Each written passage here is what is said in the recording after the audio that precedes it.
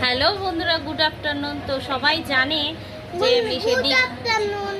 দীঘায় জগন্নাথ ঠাকুরের মন্দির হয়েছে, জগন্নাথ ধাম হয়েছে।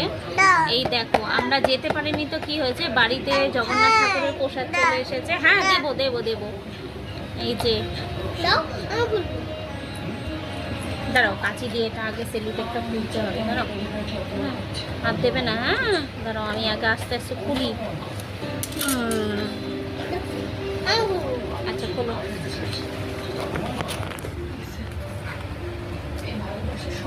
দেখাও দেখাও দেখাও কি কি দিয়েছে। এই যে জগন্নাথ ঠাকুরের ছবি, মন্দিরের ছবি। আর কি দিয়েছে? একটা গজা, আর এই যে একটা প্যারা। খাবে তো? দাঁড়াও দাঁড়াও দাঁড়াও। ও ভিডিও চলছে।